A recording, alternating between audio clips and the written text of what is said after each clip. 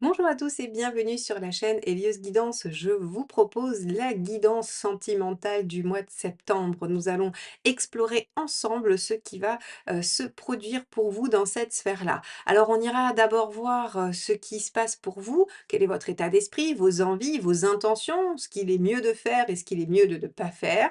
Et on ira explorer aussi pour l'autre personne qui est en face de vous, soit votre compagne, compagnon, la personne qui est dans votre cœur, avec qui vous avez un lien, quel qu'il soit. Et pour finir, ça peut également être la personne qui vient vers vous si vous êtes célibataire. Donc, je vous laisse découvrir votre tirage et ce que les cartes ont envie de vous dire pour cette période. Mais avant, surtout, n'oubliez pas de vous abonner à la chaîne. C'est important pour moi, c'est important pour pouvoir continuer à vous proposer ces guidances mensuelles. N'hésitez pas non plus à liker, commenter et partager ces vidéos. C'est comme ça que vous faites vivre la chaîne. Donc merci infiniment à tous. Et évidemment, si vous souhaitez apprendre à faire ces tirages-là, n'hésitez pas à aller jeter un œil sur mon site eliosguidance.com. Il y a toutes les formations que je peux vous proposer et évidemment aussi toutes les possibilités d'accompagnement. Je vous laisse regarder votre tirage. À tout de suite.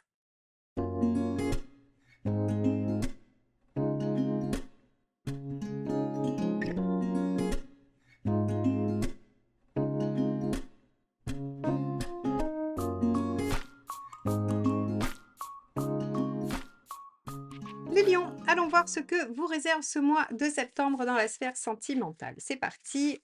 Donc, quel est l'arcane majeur qui va nous donner la tendance du mois? Ah, mais regardez, elle s'est retournée dans le jeu pendant que j'étais en train d'essayer de le brasser. Donc, bah, on va la garder, hein, puisqu'elle est sortie spontanément. Pardon. Hop là, je vous fais tout bouger. Allez. Le soleil. Le soleil est une très belle carte puisqu'en fait, elle parle de bonheur, de joie, d'instant présent, de moments agréables, de plaisir. Elle est aussi une carte symbolique du couple gémellaire avec de la réciprocité, de la bonne entente. C'est ceux qui finissent les phrases l'un de l'autre, qui sont ensemble de façon naturelle et harmonieuse. On est sur vraiment quelque chose d'assez beau, d'assez simple et d'assez agréable. Alors, on est aussi sur une carte de réussite, d'aboutissement. Donc, on va voir comment tout ceci se met en place dans votre tirage. Allez, quel est votre état d'esprit, les lions, sur ce mois de septembre? Alors, vous avez passé votre anniversaire le mois dernier, peut-être que vous avez pris de nouvelles résolutions, peut-être qu'il y a de nouvelles choses qui sont entrées dans votre vie et qui font qu'on est aujourd'hui en posture du soleil. Allez, hop. On a la grande prêtresse. Alors, vous êtes dans un état d'esprit d'essayer de comprendre, de savoir, la papesse, elle aime bien lire les modes d'emploi et essayer de voir comment ça marche. Elle n'est pas forcément dans l'action, donc moi j'ai l'impression que vous vous laissez un peu porter sur ce mois de septembre et que ça vous réussit pas mal avec le soleil, hein, donc c'est très bien. On va regarder la suite, quelle est votre envie?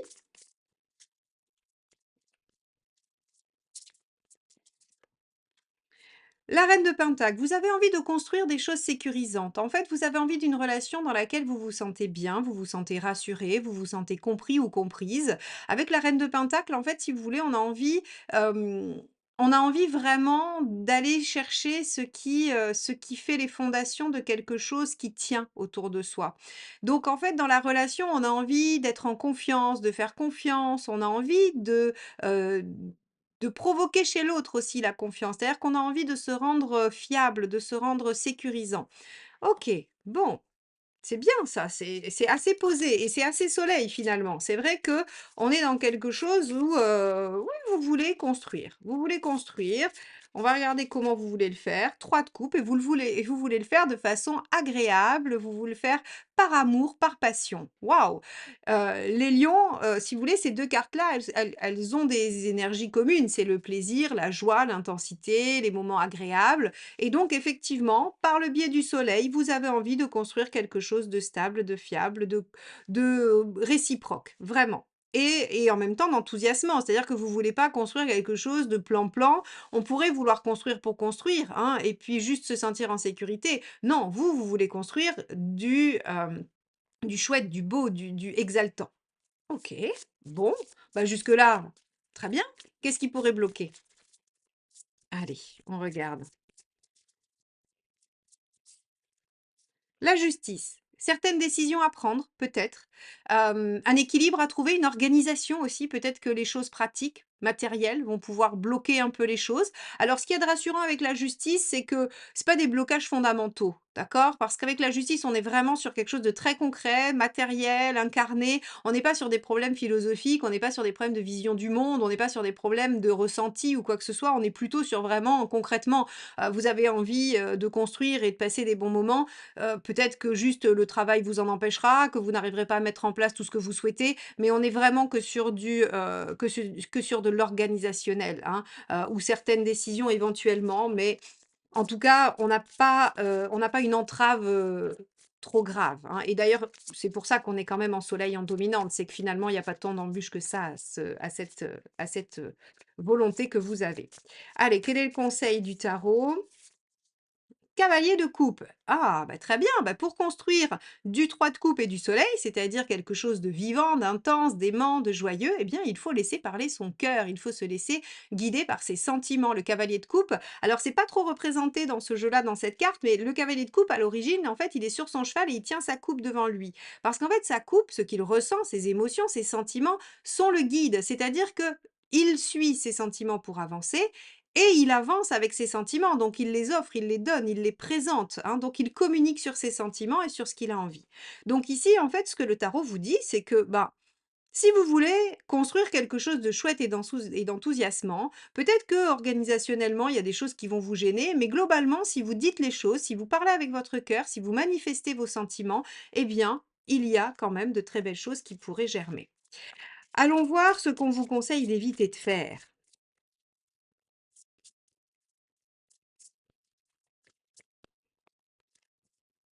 Cavalier de bâton. Alors, le cavalier de bâton, lui, il fonce tête baissée sans réfléchir et il passe en force quand il est en négatif. Hem, alors, ici, on vous dit, ben, si vous voulez construire quelque chose d'équilibré dans la réciprocité, eh bien, il faut tout simplement penser que ce n'est pas juste votre vision des choses et votre pensée à vous qui va compter.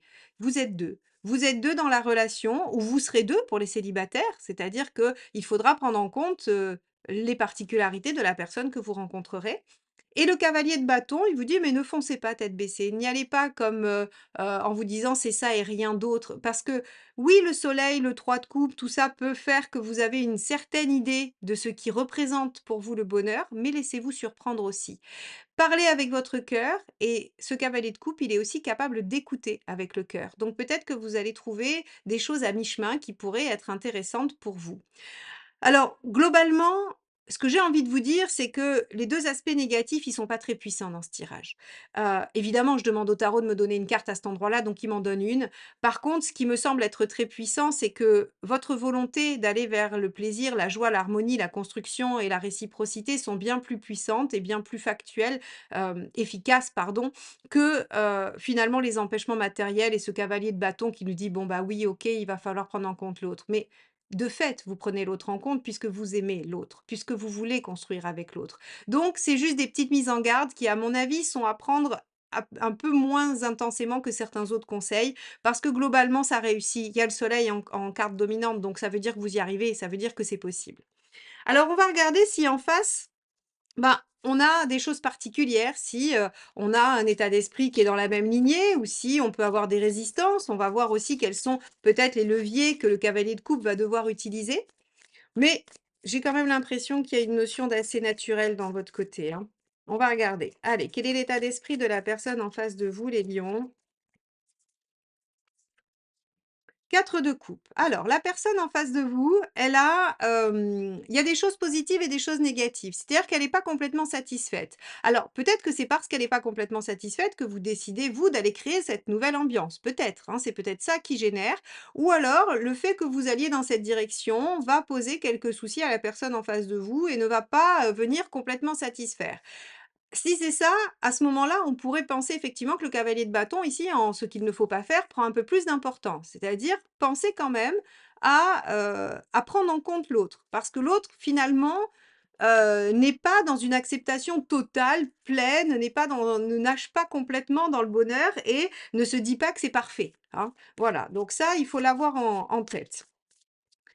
Quelle est l'envie de cette autre personne? Est-ce qu'au moins on a une envie commune? Valet de bâton, oui, il y a une envie d'avancer, mais il y a une envie de dialoguer. Le valet de bâton, en fait, c'est celui, qui va positivement, en fait, déployer, les possibles, qui va déployer le potentiel. Il sait que, il y a, des choses à faire, il a envie de les faire, il a de la bonne volonté. Par contre, il a du mal à diriger son action. Ça, c'est la problématique de notre valet de bâton, qui est, absolument adorable, mais un peu dispersé.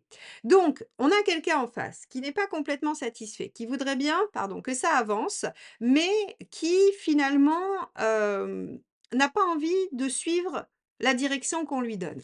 Bon, vous avez en face de vous quelqu'un qui résiste un peu, les lions. Allez, on va regarder quelle est l'intention. Cavalier de bâton. Bon, on est dans le bâton, on est dans le bâton.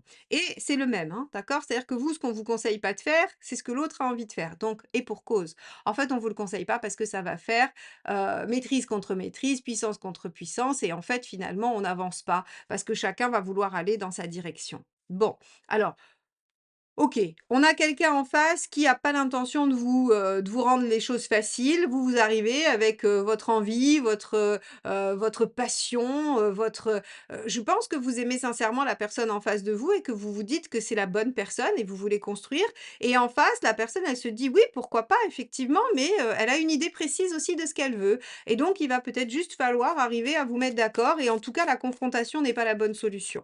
Parce que vous, on vous déconseille le cavalier de bâton et la personne en face, elle est en mode cavalier de bâton. Donc forcément, ça marche pas. Quand on met 2 énergies similaires en face, bah, ça stagne. Allez, quel est le blocage de la personne en face? Qu'est-ce qui bloque là? La force. OK. Alors, ce qui bloque l'autre personne en face de vous, c'est, peut-être parce qu'elle est contrainte à certaines choses. Peut-être parce qu'il y a des blocages, parce qu'il y a des limitations. Là où vous, on a l'impression que vous n'en avez pas, ou en tout cas que vous ne les objectivez pas. C'est-à-dire qu'elles ne représentent pas, réellement, des conditions, et on a vu ici, hein, qu'on avait la justice. Il y a des choses pratico-pratiques qui pourraient venir gêner. Eh bien moi, je pense que ces choses pratico-pratiques qui pourraient venir gêner, elles sont du côté de l'autre personne. Hem, la force en négatif, en blocage, c'est être soumis à une situation qu'on maîtrise pas. Et comme on la maîtrise pas, ben, en fait, on peut pas agir dessus. Et comme on peut pas agir dessus, on est obligé de la prendre en compte et de s'adapter à ça. Et donc, on peut pas vraiment faire comme on veut. Donc, si la personne, elle est déjà en posture de devoir s'adapter à quelque chose, et qu'en plus, vous lui donnez une direction qui n'est pas celle qu'elle veut, elle va se mettre en résistance, même si elle a une envie d'avancer avec vous. Allez, on va aller voir les ressources, les 2 cartes qui vont nous donner des leviers à utiliser avec cette personne. Le pendu, la patience. La patience, le fait de l'aider à voir les choses sous un autre angle, le fait de, peut-être, oui, juste, j'allais dire prise de distance, mais non, pas forcément prise de distance, plutôt patience. Plutôt laisser l'autre voir en fait que, il y a des choses possibles. L'amener à prendre vraiment du champ par rapport à la situation, dézoomer par rapport aux contraintes, dézoomer par rapport à une probable, obstination dans un sens ou dans un autre, et essayer de l'aider à percevoir les choses différemment. Vous voyez, ici, en fait, on vous dit: «Il va y avoir des blocages très concrets, ne passez pas en force, ouvrez votre cœur, montrez vos sentiments et aidez l'autre, en fait, à voir plus haut, plus loin, à voir plus haut et plus loin que la force». Vous voyez? Que les contraintes. Allons voir la deuxième carte et le jugement. Aider cette personne à faire le point, aider cette personne hem, à y croire aussi. Alors, j'imagine qu'avec le soleil et avec, le cavalier de coupe, vous allez être en capacité de redonner de l'espoir et du positif à cette personne, mais aidez-la aussi à reconsidérer les choses différemment. Avec le pendu et le jugement, alors c'est rigolo parce qu'on a quand même 3 arcades majeures ici pour la personne. En fait, si vous voulez, elle est vraiment bloquée sur des choses. Elle a du mal à maîtriser, ses émotions par rapport à ça. On vous demande d'être la personne qui va l'aider à voir les choses sous un autre regard et à reconsidérer, pour voir tout le champ des possibles et en fait la renaissance possible par rapport à votre situation.